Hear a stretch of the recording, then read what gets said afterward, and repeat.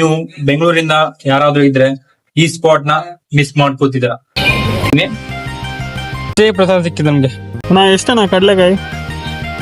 16ನೇ ಶತಮಾನದ ದೇವಸ್ಥಾನ. ಇವತ್ ನಾವು ಎಲ್ಲಿ ಬಂದಿದ್ದೇವೆ ಅಂತ ಹೇಳಿದ್ರೆ ದೊಡ್ಡ ಬಸವನ ಗುಡಿಯಲ್ಲಿರುವಂತ ದೊಡ್ಡ ಬಸವನ ಟೆಂಪಲ್ಗೆ ಬಂದಿದೀವಿ. ಇದಕ್ಕೆ ಬಿಗ್ ಬುಲ್ ಅಂತಾನು ಹೆಸರಿದೆ. ಇವತ್ತಿನ ವಿಡಿಯೋದಲ್ಲಿ ಇದು ಯಾವ ತರ ಇದೆ ಅನ್ನೋದನ್ನ ತೋರಿಸ್ತೀನಿ ನೋಡಿ.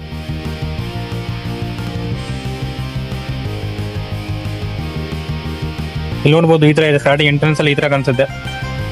ಗಣಪತಿ ದೇವಸ್ಥಾನ ಇದೆ. ದೇವಸ್ಥಾನದಲ್ಲಿ ಮೂರ್ತಿ ಮಾತ್ರ ಸೂಪರ್ ಆಗಿದೆ. ಅದು ವಿಡಿಯೋ ಮಾಡ್ಲಿಕ್ಕೆ ಕೊಡಲ್ಲ, ಅಂದ್ರೆ ವಿಡಿಯೋ ಮಾಡ್ಲಿಕ್ಕೆ ಅಲೌಡ್ ಇಲ್ಲ. ಅದಕ್ಕೆ ಅದನ್ನ ವಿಡಿಯೋ ಮಾಡ್ಲಿಕ್ಕೆ ಹೋಗಿಲ್ಲ. ಜಸ್ಟ್ ಆಚೆಯಿಂದ ಅದರದ್ದು ವಿಡಿಯೋ ಹಾಕಿರ್ತೀನಿ. ಮತ್ತೆ ಹಂಗೆ ಮುಂದೆ ಬಂದ್ಮೇಲೆ ಊರಲ್ಲಿ ಯಾವ ತರ ಸಂಧ್ಯೆ ಆಗ್ತಿರುತ್ತಲ್ಲ ಆ ತರ ಒಂದು ವ್ಯೂನ ಹಾಕಿದ್ದಾರೆ. ಸ್ಟ್ಯಾಚ್ಯೂಸ್ ಎಲ್ಲ ಇದೆ, ಅದನ್ನೆಲ್ಲ ಹಾಕಿರ್ತಾರೆ. ಅದನ್ನು ವಿಡಿಯೋ ಕೂಡ ಹಾಕ್ತೀನಿ ನೋಡಿ. ನೋಡ್ಲಿಕ್ಕೆ ಚೆನ್ನಾಗಿದೆ, ಸೂಪರ್ ಆಗಿದೆ. ನೀವು ನೋಡ್ಕೋಬಹುದು. ಅಲ್ಲಿ ಯಾವ್ಯಾವ ತರ ಇದೆ ಅಂತ ಹೇಳಿದ್ರೆ ಹಸು ಮೇಯ್ತಾ ಇದೆ, ಸಂಧ್ಯೆ ನಡೀತಾ ಇದೆ.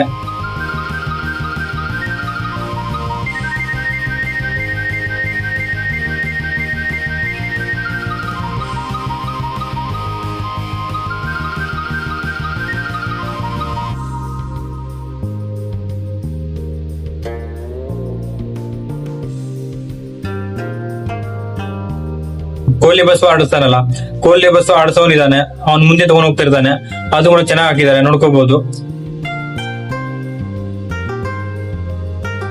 ಹಂಗೆ ಮುಂದೆ ಹೋದ ತಕ್ಷಣ ನಮಗ್ ಬರೋದೆ ಮೇನ್ ಎಂಟ್ರೆನ್ಸ್.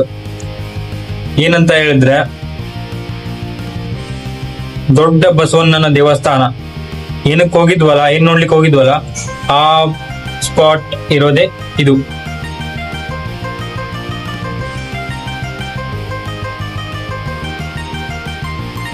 ಸ್ಟಾರ್ಟಿಂಗ್ ಎಂಟ್ರೆನ್ಸ್ ಅಲ್ಲೇ ತುಂಬಾ ದೊಡ್ಡದಾಗಿ ಗೋಪುರ ತರ ಇದೆ, ಅದನ್ನು ಕೂಡ ನೋಡ್ಕೊಂಡ್ಬಿಡಿ. ಮತ್ತೆ ಒಳಗೆ ಹೋದ್ಮೇಲೆ ದೊಡ್ಡ ಬಸವಣ್ಣನ ಮೂರ್ತಿ, ಅಂದ್ರೆ ಬಿಗ್ ಬುಲ್ ಅಂತ ಅನ್ಬೋದು. ನೋಡ್ಲಿಕ್ಕೆ ಸೂಪರ್ ಆಗಿದೆ. ಯಾವ ತರ ಅಂತ ಹೇಳಿದ್ರೆ ಮಾತಿನಲ್ಲಿ ವರ್ಣಿಸೋಕೆ ಆಗಲ್ಲ, ಆ ತರ ಇದೆ. ನೀವು ಬೆಂಗಳೂರಲ್ಲಿದ್ರೆ ಇದನ್ನ ವಿಸಿಟ್ ಮಾಡಲೇಬೇಕು. ಏನಕ್ಕಂತ ಹೇಳ್ತೀನಿ ಕೇಳಿ.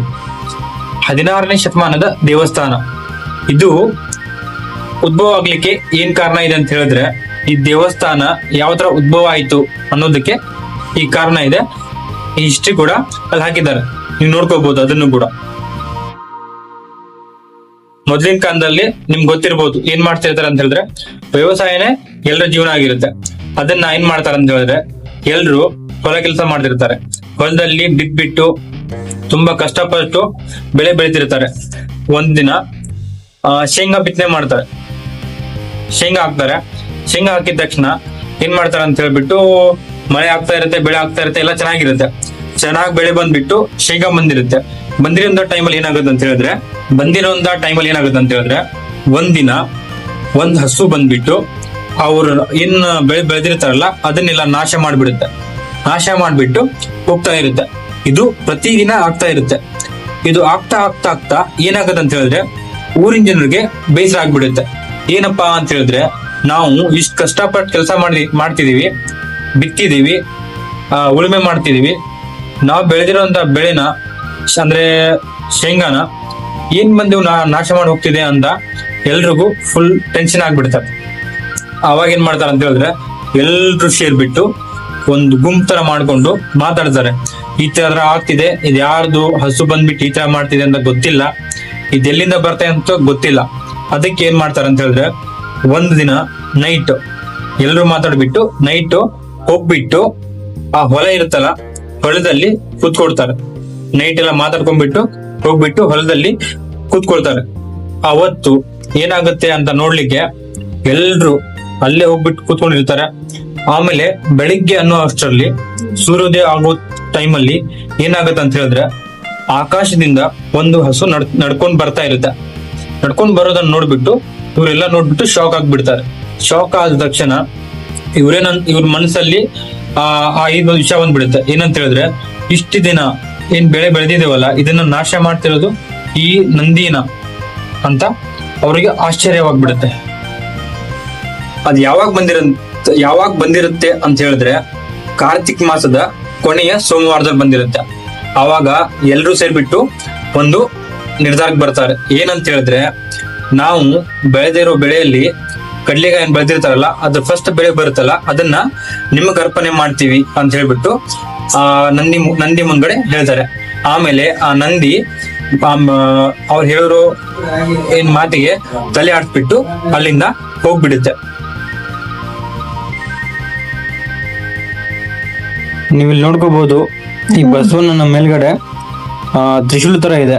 ಇದು ಏನಕ್ಕೆ ಹಾಕಿದ್ದಾರೆ ಅಂತ ಹೇಳಿದ್ರೆ, ಬಸವಣ್ಣ ಪ್ರತಿ ವರ್ಷನೂ ದೊಡ್ಡದಾಗ್ತಾ ಅದು ಸ್ಥಳದಲ್ಲಿ ಸಾಕಾಗಲ್ಲ, ಅದಕ್ಕೆ ದೊಡ್ಡದಾಗ್ತಾ ಇರುತ್ತೆ. ಆ ಕಾರಣ ಏನ್ ಮಾಡ್ತಾರೆ ಅಂತ ಹೇಳಿದ್ರೆ, ಎಲ್ಲರೂ ಸೇರ್ಬಿಟ್ಟು ಶಿವನ ಹತ್ರ ಬೇಡ್ಕೊಂಡು ಆ ತ್ರಿಶೂಲನ ಆ ಬಸವಣ್ಣನ ಮೇಲೆ ಇಡ್ತಾರಂತೆ. ಅವಾಗ ಬಸವಣ್ಣ ಏನ್ ಬೆಳಿತಾ ಇರುತ್ತಲ್ಲ, ಅದು ಅಲ್ಲಿಗೆ ನಿಂತ್ಕೊಂಡ್ ಬಿಡುತ್ತಂತೆ. ಅದಕ್ಕೆ ಆ ತ್ರಿಶೂಲ ಆ ತಲೆ ಮೇಲೆ ಇರೋದು. ಅವಾಗಿಂದ ಈ ದೇವಸ್ಥಾನ ಇಲ್ಲಿ ಪ್ರತ್ಯಕ್ಷವಾಗಿ ಆಗ್ಬಿಟ್ಟಿದೆ. ಇದ್ರ ಮೊದಲ ಹೆಸರು ಬೇರೆ ಇತ್ತು, ಈಗ ಇದನ್ನ ಬಸವನ ಗುಡಿ ಅಂತ ಹೇಳ್ತಾರೆ. ಇದು ದೊಡ್ಡ ಬಸವಣ್ಣ ದೇವಸ್ಥಾನ ಅಂತ ಹೇಳ್ಬಿಟ್ಟು ಇಲ್ಲಿ ಪ್ರಸಿದ್ಧವಾಗಿದೆ. ಇಲ್ಲ ಅಷ್ಟೇ ಅಲ್ಲ, ಇಡೀ ಜಗತ್ತಿನಲ್ಲಿ ಇದು ಪ್ರಸಿದ್ಧವಾಗಿದೆ.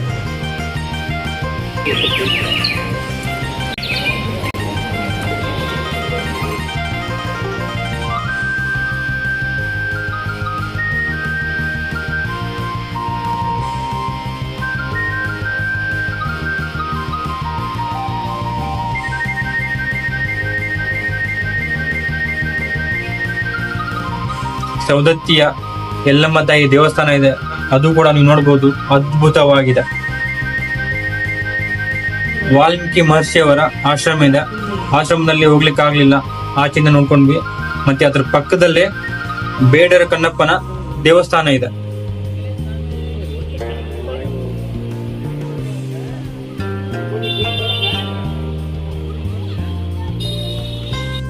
ನೋಡ್ಬೋದು, ಪ್ರಸಾದ ಕೊಡ್ತಾ ಇದ್ರು. ಇಷ್ಟೇ ಪ್ರಸಾದ ಸಿಕ್ಕಿದೆ ನಮ್ಗೆ,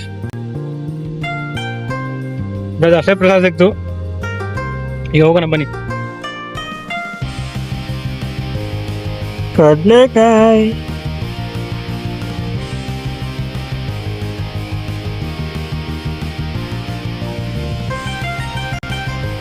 ಎಷ್ಟಣ್ಣ ಕಡ್ಲೆಕಾಯಿ? ಎಷ್ಟು? 20-40 ನೋಡಿ ಈಗ ಈ ತರ ಆಗಿತ್ತು.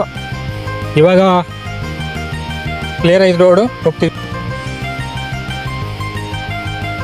ನೀವು ನೋಡ್ಬೋದು, ಅದ್ಭುತವಾಗಿದೆ. ಫೈನಲ್ ಆಗಿ ಹೇಳ್ಬೇಕಂತ ಹೇಳಿದ್ರೆ, ಇವತ್ತಿನ ದಿನ ಸೂಪರ್ ಆಗಿತ್ತು. ನೀವು ಬೆಂಗಳೂರಿಂದ ಯಾರಾದ್ರೂ ಇದ್ರೆ ಈ ಸ್ಪಾಟ್ನ ಮಿಸ್ ಮಾಡ್ಕೋತಿದ್ದೀರ. ಅದಕ್ಕೆ ನೀವು ಫ್ರೀ ಇರೋ ಟೈಮಲ್ಲಿ ಇಲ್ಲಿ ವಿಸಿಟ್ ಕೊಡಿ. ವಿಡಿಯೋ ನಿಮಗೆ ಇಷ್ಟ ಆದರೆ ವಿಡಿಯೋನ ಲೈಕ್ ಮಾಡಿ, ಶೇರ್ ಮಾಡಿ, ಕಮೆಂಟ್ ಮಾಡಿ. ಹಾಗೆ ನಮ್ಮ ಚಾನೆಲ್ನ ಇದೇ ಥರ ಟ್ರಾವೆಲ್ ರಿಲೇಟೆಡ್ ವಿಡಿಯೋ ಬೇಕಿದ್ರೆ ನಮ್ಮ ಚಾನೆಲ್ನ ಸಬ್ಸ್ಕ್ರೈಬ್ ಮಾಡಿ. ಎಲ್ರಿಗೂ ಧನ್ಯವಾದ.